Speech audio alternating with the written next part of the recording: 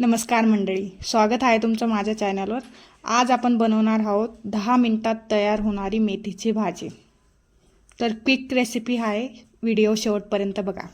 त्याच्यासाठी साहित्य लागणार आहे 2 वाटी मेथीची भाजी। ती व्यवस्थित धुवून आणि बारीक करून चिरून घ्यायची आहे। 1 चमचा चिरलेला लसूण, 1 चमचा जिरा, 1 वाटी शेंगदाण्याचं कूट, 3 बारीक चिरलेल्या मिरची, अर्धा चमचा गरम मसाला, अर्धा चमचा मीठ, 1 चमचा तेल। आता आपल्याला एक पॅन घ्यायचा आहे, त्याच्यामध्ये 1 चमचा तेल घालायचं आहे। तेल गरम झालं की त्याच्यामध्ये आपल्याला जो लसूण ठेचलेला होता तो लसूण घालायचा आहे। त्याच्यानंतर आपण त्याच्यामध्ये घालूया जिरा। त्याच्यानंतर आपल्याला त्याच्यामध्ये घालायचं आहे हिरवी मिरची। ते व्यवस्थित भाजून घ्यायचं आहे आणि मग त्याच्यामध्ये आपण टाकू मेथीची भाजी। मिश्रण व्यवस्थित मिक्स करून घ्यायचं आहे।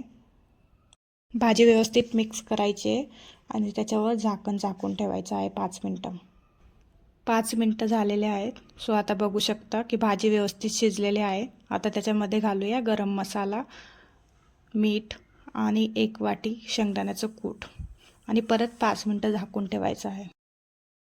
5 मिनिटं झाले तर आपली भाजी रेडी आहे। आता तर व्यवस्थित मिक्स करून सर्व करण्यासाठी घ्यायची आहे।